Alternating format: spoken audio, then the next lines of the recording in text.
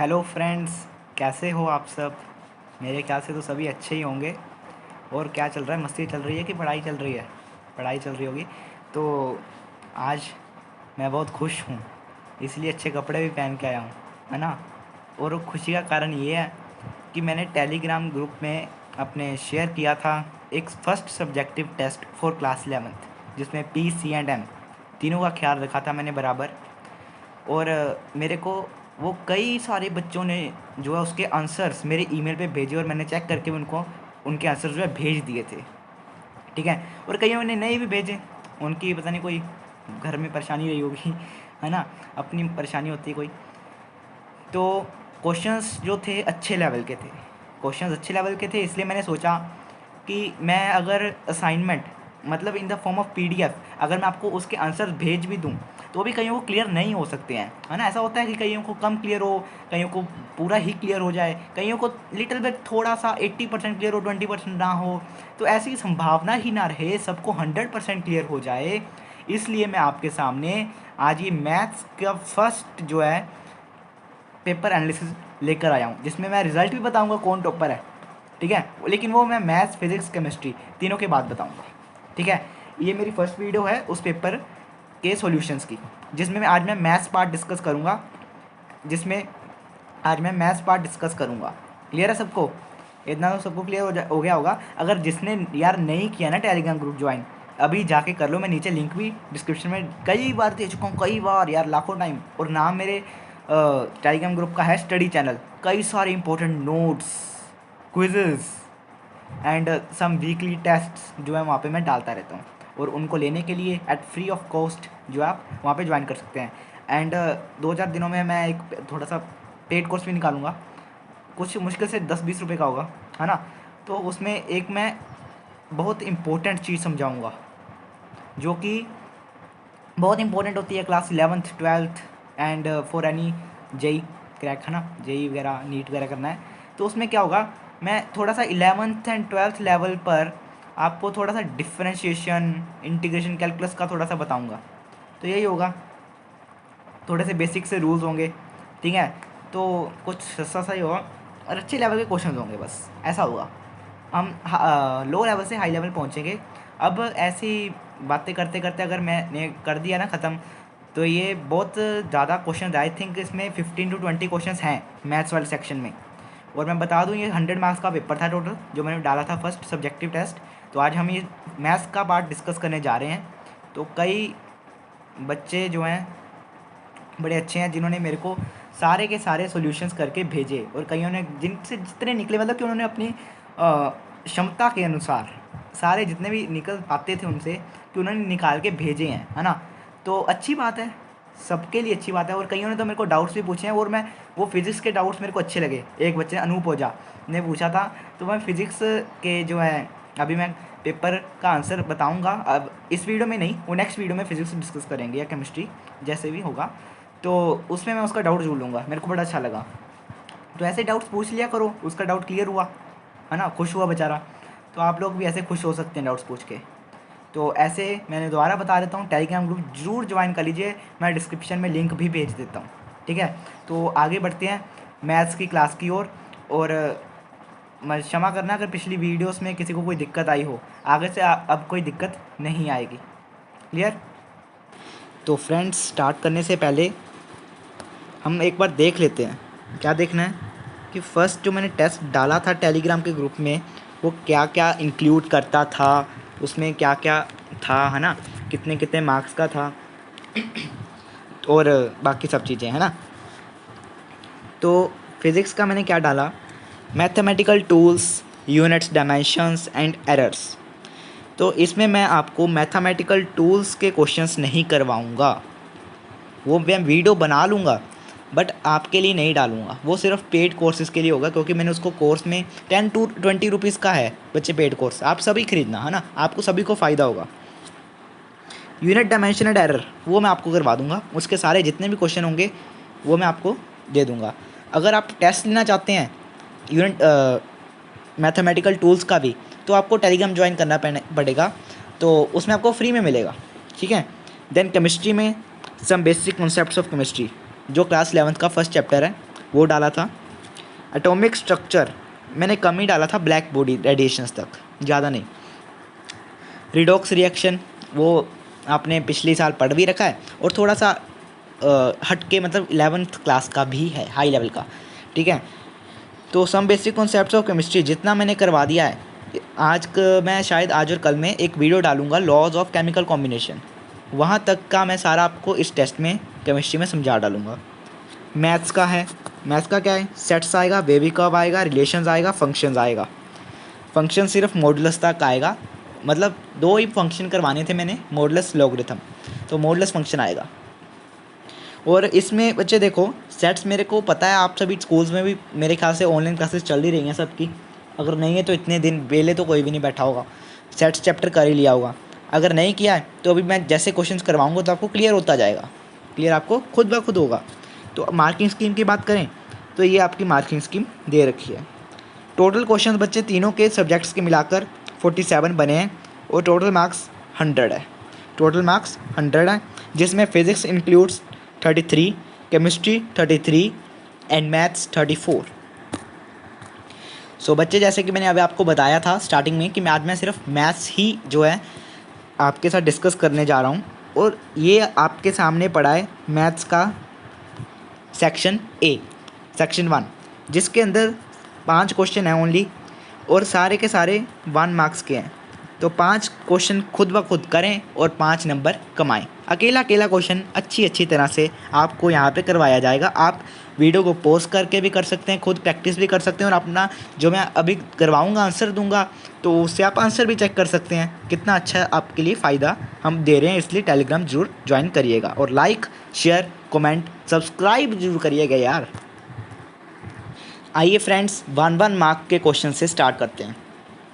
आप लोग सोचने लगे होंगे कि भाई इतना लंबा क्वेश्चन और पता नहीं कितना टाइम लग जाएगा।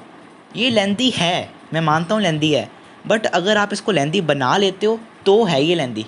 अगर आप इसको अलजेब्रिकल मेथड से, फॉर्मूला से करने की कोशिश कर रहे हैं, कुछ नहीं निकलेगा, फंस जाओगे। अभी मैं ट्रिक बताने वाला हूँ, ट्रिक तो नहीं, आपको हर कोई बताएगा, लेकिन इसको यूज़ करना सीखें, ठीक है। क्वेश्चन को पहले ध्यान से रीड करते हैं। ऐसे क्वेश्चन ये मत सोचना कि भाई ये हमारे स्कूल के चैप्टर का है, it is a general question यार, इसमें कुछ बाहर का नहीं है, हर कोई इसे सीख सकता है, बूढ़ा बच्चा जवान कोई भी। क्या कह रहा है क्वेश्चन, इसको ज़रा गहराई में जाके देखिए। एक क्लास है जिसके अंदर 60 स्टूडेंट्स हैं, और जिसमें से 23 बच्चे हॉकी खेलते हैं, 15 बच्चे बास्केटबॉल खेलते हैं, 20 बच्चे क्रिकेट खेलते हैं, 7 बच्चे हॉकी एंड बास्केटबॉल दोनों खेलते हैं, 5 बच्चे क्रिकेट एंड बास्केटबॉल खेलते हैं, 4 बच्चे हॉकी एंड क्रिकेट खेलते हैं, और 15 बच्चे ऐसे हैं जो तीनों में से कुछ भी नहीं खेलते, मतलब फिजिकल एजुकेशन नील है उनके अंदर। तो पता करिए कि how many play hockey but not cricket, मतलब कितने बच्चे ऐसे हैं जो हॉकी तो खेलते हैं बट क्रिकेट नहीं खेलते। अब इसमें उसने बास्केटबॉल का जिक्र ही नहीं किया, बास्केटबॉल का जिक्र ही नहीं किया, क्लियर। तो ये मैं इन्फॉर्मेशन लिख लेता हूँ, तो आगे बढ़ते हैं।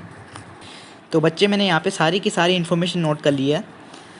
अब यहाँ पे कई बच्चों को नहीं पता होगा तो मैं बता देता हूँ, इसको रिप्रेजेंट करते हैं कुछ सिंबल्स में बता देता हूँ आपको, कहीं ने सेट्स नहीं पढ़ा होगा। इसको बच्चे हम कहते हैं इंटरसेक्शन एंड इसको कहते हैं यूनियन। मान लो मैं एक कह रहा हूँ कि एक मैंने 2 वेन डायग्राम लिए है, इसमें मैंने ए एलिमेंट्स रखे हैं, इसमें मैंने बी एलिमेंट्स रखे हैं, तो इन दोनों का इंटरसेक्शन मतलब कॉमन पार्ट, तो कॉमन पार्ट तो ये है। अब बताओ कि इनका इंटरसेक्शन क्या आ रहा है, तो यार इनके इंटरसेक्शन में कुछ भी कॉमन नहीं आ रहा, तो मैं कहूँगा ए बी का इंटरसेक्शन फाई है, नल है, ज़ीरो है, ठीक है। और अगर मैं कहूँ कि ए और बी का यूनियन बताओ, तो आप लिखोगे A union B equals to A comma B, because A के अंदर ये चीज़ है, बी के अंदर ये चीज़ है। तो यूनियन मतलब ए और बी के अंदर जो कुछ भी आ रहा है उस सारे को आपने एक सेट के अंदर डिफाइन करना है, क्लियर। तो इसकी सम प्रॉपर्टीज़ भी होती हैं, तो वो मैं सेट चैप्टर करवाऊंगा ना बेसिक कॉन्सेप्ट्स ऑफ केमिस्ट्री के बाद, तो आपको सब कुछ क्लियर होगा, ठीक है। तो आगे बढ़ते हैं अपने क्वेश्चन की ओर। तो मैंने सारी चीज़ें यहाँ पे लिख दी हैं। और ये होता है बच्चे इंटरसेक्शन, ये होता है इंटरसेक्शन। ये जो मैंने लगाया हुआ यहाँ पे पर्पल का, ये होता है इंटरसेक्शन। क्लियर? आगे बढ़ते हैं, मैं बताऊँ क्या होता है ये। अब देखो, मान लो कि ये जो है ये है हॉकी वाला, ये बास्केटबॉल वाला और ये क्रिकेट वाला। अब ये इसका सर्कल अगर मैं पूरा बना दूँ, इन सभी के सर्कल्स अगर मैं पूरे पूरे बना दूँ तो ये बनता है, यही बनता है ना, ये चीज़ बनेगी, ये चीज़ बनती है। और इन तीनों के बीच में कॉमन पार्ट, ये सारा ये कॉमन पार्ट हो गया, ये सारा कॉमन पार्ट हो गया। अब उसने हमसे पूछा क्या है, उसने बहुत कुछ दे दिया हमको। देखो इतना कुछ दिया है, जितना मैंने यहाँ पे लिखा है ना, इतने कुछ की हमें इन्फॉर्मेशन की ज़रूरत ही नहीं है। उसने हमें पूछा है ऐसे बच्चे बताओ कितने हैं जो ये सारा हॉकी नहीं खेलते, मतलब अकेला हॉकी खेलते हैं और क्रिकेट नहीं खेलते। तो क्रिकेट ना खेलने वाले, क्रिकेट और हॉकी दोनों खेलने वाले बच्चे तो ये हैं, ये। अब अगर मैं इस पूरे में से इसको कम कर दूं तो मेरे पास ये आ जाएगा जो मेरे को चाहिए। तो मेरे को ये चीज़ चाहिए, तो मैं इसको रिप्रेजेंट करूँगा NH minus NH intersection C से। अब H इंटरसेक्शन C का मतलब, H इंटरसेक्शन C का क्या मतलब होता है? अभी मैंने बताया कि इंटरसेक्शन का मतलब हो जाए जी कॉमन पार्ट। तो H और C में कॉमन क्या आ रहा है? ये चीज़ कॉमन आ रही है। मतलब इस कॉमन पार्ट का क्या मतलब है कि जो बच्चे हॉकी खेल रहे होंगे वो क्रिकेट भी खेलेंगे। बट उसने पूछा है कि अकेले हॉकी खेलने वाले बच्चे बताओ जो क्रिकेट नहीं खेलते। बास्केटबॉल को उसने पूछा ही नहीं, तो इसको ऐसे रहने दो, इसको ऐसे रहने दो, इसको ऐसे रहने दो। ये वाली चीज़ को मैंने इसमें से माइनस कर देना है, तो मेरी ये चीज़ आ जाएगी। अब देखते हैं जी वैल्यूज़ क्या दे रखी है। पूरे हॉकी में से मैंने हॉकी और क्रिकेट दोनों खेलने वालों को माइनस करना है। तो कुछ भी नहीं है, 1 नंबर का क्वेश्चन है, 19 आंसर आ जाएगा। अब जिन जिन बच्चों का 19 आंसर आ गया है उनका आपका 1 नंबर बन गया है, गारंटी है 1 नंबर आपका बन गया है। तो बच्चे कहीं घबरा जाते हैं कि भाई सर ने इतना बड़ा क्वेश्चन दे दिया। कुछ नहीं था क्वेश्चन में यार, कुछ था खास, इतना बड़ा था। अगर आप इसको वेन डायग्राम से करने लग जाते, ABC कुछ और समझने लग जाते। कई बच्चों ने तो मेरे को ये भी लिख दिया सर इसमें बास्केटबॉल का तो जिक्र ही नहीं हुआ। अरे यार जिसका जिक्र हुआ तो उसको तो करो, बास्केटबॉल तो बाद में देखा जाएगा। ये तो आपको मतलब ज़्यादा इन्फॉर्मेशन दे के आपको कम पूछ के आपको डराया गया है कि भाई ऐसा भी होता है भैया। बट आप नहीं डरे, आप नीडर हो, आपने आंसर दिया। तो ऐसे ही अगले क्वेश्चन की ओर बढ़ते हैं। देखिए नेक्स्ट क्वेश्चन क्या है। 2 finite sets M and N। Finite का मतलब इनफाइनाइट नहीं है, नंबर्स कम ही है, लिमिटेड नंबर्स है उसके अंदर। Sorry. The total number of subsets of first set is 56 more than the total number of subsets of the second set. The value of M and N are, the value of M and N are, M and N की value पूछ रहा है बच्चा, ध्यान से देखो। उसने क्या कहा क्वेश्चन में कि 2 फाइनाइट सेट्स हैं जिसके अंदर M and N elements they रखे हैं। आपको सुन रहे हो मेरी बात ध्यान से? जिसमें एक का सबसेट जो है 56 more than total number of subsets of second set है। तो सबसेट को कैसे रिप्रेजेंट करते हैं सबको पता है, 2n से, 2n से रिप्रेजेंट करते हैं, 2n से रिप्रेजेंट करते हैं। सबको क्लियर है इतना तो, है ना, सबको क्रिस्टल क्लियर है। तो एक सेट मेरे पास दे रखा है जिसके अंदर m एलिमेंट्स हैं, तो मैं उसको कहूँगा कि उसका सबसेट होगा 2m। और सेकंड सेट दे रखा है जिसके अंदर n एलिमेंट्स हैं, तो उसको मैं कहूँगा कि उसका जो है सबसेट होगा, total number of subsets 2n। तो उसने क्या स्टेटमेंट दिया है, the total number of subsets of first set is 56 more than the total number of subsets of. तो उसने ये कहा है कि जो फर्स्ट सेट के सबसेट्स हैं वो 56 गुना ज़्यादा हैं सेकंड सेट के सबसेट्स से।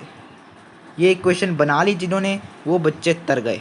मतलब उसके आगे कुछ है ही नहीं, कुछ बचा ही नहीं यार, कुछ भी नहीं बचा।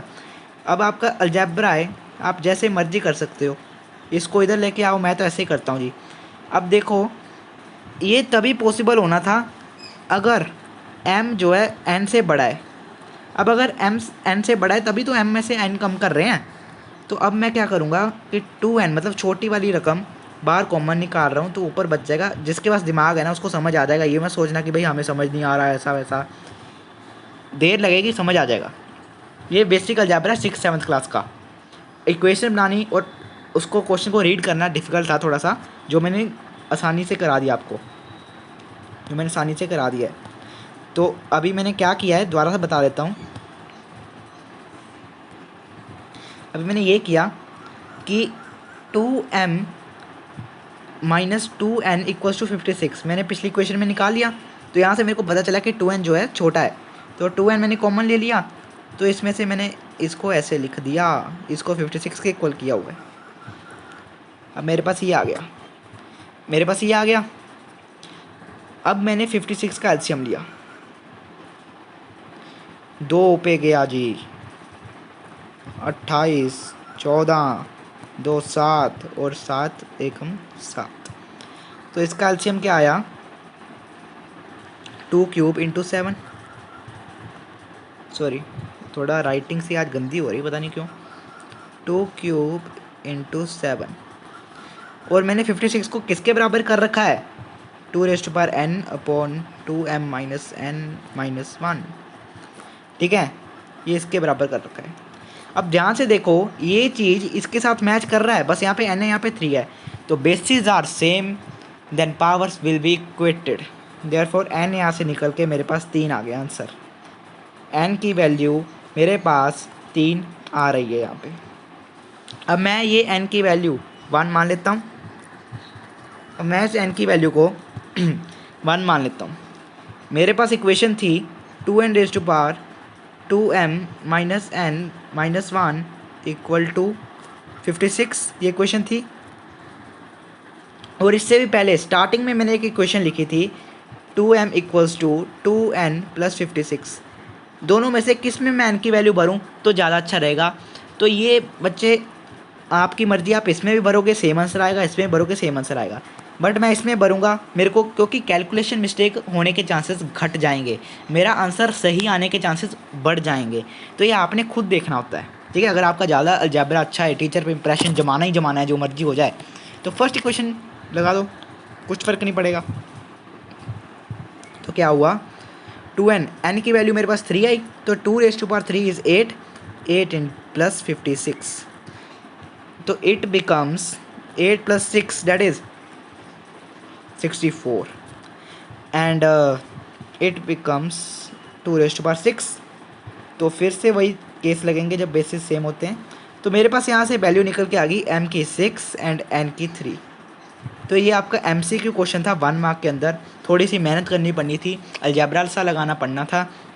तो जिसने लगाया है उसने 1 नंबर पाया है, और मज़ा उसको आया है। ठीक है, उसको मज़ा आया है। तो वीडियो को ज़्यादा बड़ा ना करते हुए आगे बढ़ते हैं।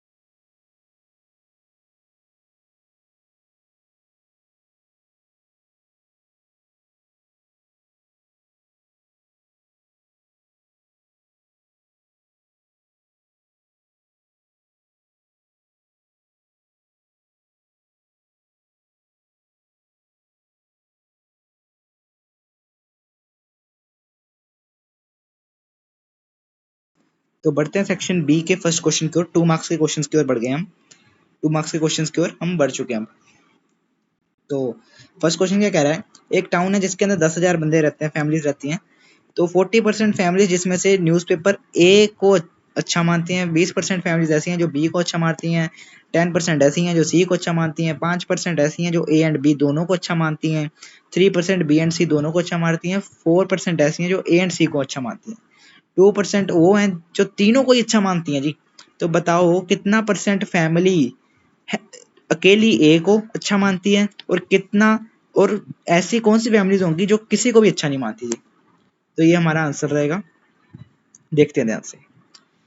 Let A be the set of families which buy newspaper A, B the set of families which buy newspaper B and C be the set of families। मतलब कि क्या बता रखा है, ए उसने मान लिया है कि वो फैमिलीज जो ए को अच्छा मानती हैं, बी वो सेट है फैमिलीज का जो बी को अच्छा मानती हैं, सी वो सेट है फैमिलीज का जो सी को अच्छा मानती हैं। तो ये देखो बच्चे, हमने गिवन ही है इन्फॉर्मेशन, 10,000 फैमिलीज हैं, 40% ए को, 20% बी को है, 10% सॉरी सी को है, और ए एंड बी को 5%, बी एंड सी को 3%। तो ये सारी इन्फॉर्मेशन क्वेश्चन में गिवन है, इसको ज्यादा पढ़ने की जरूरत नहीं है। ये पूछे कि भाई अकेले ए को कौन अच्छे मानते हैं, कितने अच्छे मानते हैं, तो 33%। बच्चे ये फॉर्मूला होता है हमारे पास, क्या फॉर्मूला होता है, ओनली ए का फॉर्मूला होता है। फॉर्मूला मैं आपको सेट चैप्टर में कराऊंगा, इसका आसान तरीका बता देता हूँ कैसे करेंगे। वेंस डायग्राम से अच्छे से हो जाएगा। मान लेते हैं A B and C set, ठीक है। तो उसने पूछा कि ओनली ए वाले बताओ जी, पहले ओनली ए वाले, मतलब हमें ये चीज चाहिए, ये चीज, ये भी नहीं होना चाहिए, ये भी नहीं होना चाहिए, ये भी नहीं होना चाहिए, ये तीनों में से कुछ भी नहीं चाहिए, ठीक है। तो हम क्या करेंगे, इस पूरे ए में से इसको माइनस कर देंगे, इसको माइनस कर देंगे, इसको माइनस कर देंगे और आंसर आ जाएगा। तो यही यहाँ पे कर रखा है, 33% इज द राइट आंसर। और अगर आपको परसेंटेज में आंसर नहीं पूछा है, फैमिलीज पूछी हैं, तो 3300 फैमिलीज ऐसी हैं जो सिर्फ और सिर्फ ए को ही पसंद करती हैं, जो सिर्फ और सिर्फ ए को ही पसंद करती हैं जी। 3300 फैमिलीज ऐसी हैं जो सिर्फ और सिर्फ ए को पसंद करती हैं। अगला पूछा है ऐसी फैमिलीज कितनी हैं कि भाई जो किसी को भी पसंद नहीं करती, तो वो 40% फैमिलीज हैं। कैसे निकालेंगे जी, देखो ये पार्ट जितना भी है, ये रीजन, ये भी किसी ना किसी को पसंद करता है, ये भी किसी ना किसी को पसंद करता है, ये भी किसी ना किसी को, मतलब ये जो सर्कल बनाया मैंने 3, ये किसी ना किसी को पसंद करते ही हैं। तो मैं क्या करूंगा, इस पूरे रेक्टेंगल में से इन तीनों को माइनस कर दूंगा, तो मेरे पास ये जो रीजन बचेगा, तो ये वो रीजन आ जाएगा जो किसी भी न्यूज़पेपर को पसंद नहीं करते, और आंसर है मेरा 40%। डेट इज, ये परसेंटेज आप निकाल सकते हो, कितनी निकलेगी देख लेते हैं। 10,000 इंटू 40/100, तो सॉल्व करने पर ये आपका आ गया 4,000 फैमिलीज ऐसी हैं जो किसी को भी पसंद नहीं करती। आगे बढ़ते हैं जी, 2 मार्क्स का अच्छा क्वेश्चन था। तो बच्चे इस क्वेश्चन में क्या दे रखा है कि ए एंड बी ऐसे सबसेट्स हैं, दो सेट्स हैं जो सबसेट्स हैं यू के, ठीक है। तो ये वाला पार्ट पहले हम प्रूव करते हैं, जिसमें कुछ प्रूव करने की जरूरत ही नहीं है बच्चे, कुछ प्रूव करने की इसमें जरूरत ही नहीं है। क्यों जरूरत नहीं है, मैं आगे बढ़ता हूँ जी, बताता हूँ क्यों जरूरत नहीं है। क्वेश्चन क्या है, ये प्रूव करो। देखो बच्चे, ए यूनिवर्सल सेट का सबसेट है, बी यूनिवर्सल सेट का सबसेट है। ए यूनियन बी, मान लो ए के अंदर ए बी एलिमेंट्स हैं, बी के अंदर सी डी एलिमेंट्स हैं, तो इन दोनों का यूनियन मतलब सारा कुछ, सारा कुछ आ जाएगा, और ए इसका सबसेट होगा, प्रॉपर सबसेट तो होगा ही यार, क्योंकि ए के अंदर ए भी है, वो उसमें पहले से ही है, तो ये हैंस प्रूफ, इसको प्रूव करने की जरूरत नहीं है। सेकंड पार्ट देखो, सेकंड पार्ट क्या कह रहा है, अगर मैं कह दूं ए जो है सबसेट है बी का, तो प्रूव करो कि ए यूनियन बी बी के बराबर होगा। मतलब कि ये दोनों क्वेश्चन, ये दोनों जो मैंने यहाँ पे स्टेटमेंट्स लिखी हैं, ये तभी एप्लीकेबल हैं जब ये दोनों आपस में इक्वल है। कहने का मतलब ये दोनों ट्रू हैं, तभी ये स्टेटमेंट जो स्टार्टिंग में दी है कि A and B are subset, तो वो ट्रू है। अब देखो जी, अगर ये ए जो है बी का सबसेट है, तो इसका क्या मतलब, ए के जितने भी एलिमेंट्स हैं वो सारे पहले से ही बी के अंदर मौजूद हैं, तो ए यूनियन बी क्या आएगा, बी आएगा। मतलब जैसे यहाँ पे किया हमने, ए यूनियन बी, यहाँ पे बी आएगा। अगर मैं इंटरसेक्शन की बात करूँ तो ए आएगा, ये आपको यार फील आना चाहिए। अभी मैं ये फील दिला नहीं सकता क्योंकि मैं सेट्स पढ़ा नहीं रहा, मैं क्वेश्चंस करवा रहा हूँ। अगर क्वेश्चंस कराते कराते देख लो 27 मिनट हो गए हैं, तो मैं आधा घंटा ही कराऊंगा, जितने क्वेश्चन रह गए वो अगले पार्ट में जाएंगे फिर। ठीक है, तो यार आगे बढ़ते हैं सीधा, कुछ करने की जरूरत ही नहीं है, बिल्कुल सही स्टेटमेंट है दोनों। तो ये लास्ट दो क्वेश्चंस रह गए हैं सेक्शन बी के 2 मार्क्स वाले। तो prove that all the sets A and B A minus A intersection B equals to A minus B. देखो क्या कह रहा है, इसको प्रूव करो। अगर कोई भी सेट दिया हो,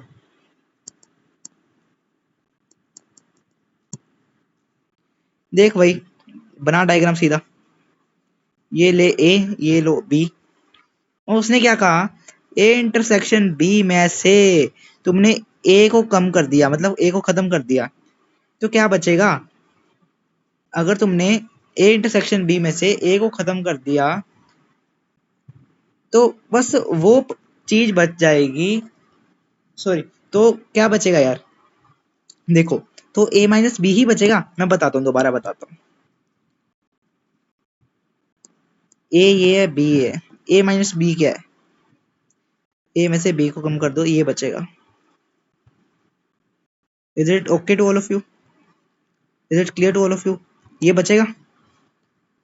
और ए माइनस ए, आई थिंक क्या था, इंटरसेक्शन बी को करोगे, डायग्राम बनाओगे, तो उसमें से क्या बचेगा, सॉरी अच्छा सा नहीं बना,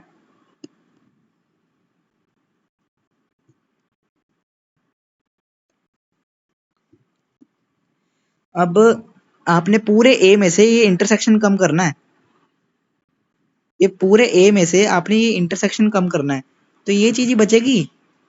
और अगर आप करोगे ए माइनस बी तो भी यही बचेगा। तो ये कहना चाह रहा है कि ए माइनस बी हमेशा ए माइनस ए इंटरसेक्शन बी के बराबर होता है। तो ये बच्चे प्रूफ जो है आपने याद रखना है, कहीं ना कहीं आपको ये यूज भी हो सकता है सीधा फॉर्मूला के रूप में, तो ये आपको याद रखना पड़ेगा। तो बच्चे बेबी कप का मैंने क्वेश्चन डाल रखा है, मेरे को पता है मैंने सेट्स भी नहीं करवाया, बेबी कप भी नहीं करवाया, बट मेरा ये जिन्होंने कर लिया उनके लिए क्वेश्चन है। अगर नहीं समझ में आता कोई बात नहीं, मैं करवाऊंगा बेबी कप, है ना, तो मैं करवाऊंगा। देखो अब ध्यान से देखो, अगर तो ये चीज जितनी भी है ये आपको दिख रहा होगा 2x का होल क्यूब एंड 3 का क्यूब है, तो ये बन रहा है 2x प्लस 3 का होल क्यूब। इसको तो हम ऐसे लिखेंगे, मतलब कि बेबी कप में क्या करना है, सबसे पहला स्टेप साइन चेंज। सबसे पहला स्टेप तो ये है कि यहाँ पे 0 रखना है। सेकंड स्टेप क्या होता है कि देखो कि भाई x की हाईएस्ट पावर के साथ जो वेरिएबल उसको पॉजिटिव है कि नेगेटिव है, अगर नेगेटिव है तो साइन चेंज करोगे, इनक्वालिटी घूम जाएगी, अगर पॉजिटिव है तो बहुत ही बढ़िया। अब बटा में क्या है नीचे, मतलब बटा बोल रहा हूँ, तो ये इसको अगर सोल्व करोगे ना by hit and trial method से, तो ये x प्लस 2 का होल क्यूब आएगा, और ये x प्लस 1 का स्क्वायर ही रहेगा, ये x प्लस 1 का स्क्वायर ही रहेगा, कोई साइन नहीं चेंज किया, इसलिए ये इनइक्वालिटी ऐसे ही रहेगी। क्लियर। अब मेरे पास ये बेबी कप बन गया। कई टीचर्स क्या करते हैं कि भाई जो इवन पावर्स होती हैं उनके अलोंग, जैसे पॉजिटिव है तो पॉजिटिव रखवा देंगे, बिल्कुल सही कराते हैं, बट मेरा तरीका अलग है। मैं क्या कराऊंगा, देखो मैं नंबर लाइन बनवाऊंगा। अब इसको 0 बनाना है भाई, 0 के इक्वल लिखा है ना, 0 बनाना है, तो इसको 0 कब बनेगा, ये -3/2 जब होगा, तो यहाँ पे -3/2 लिख देते हैं।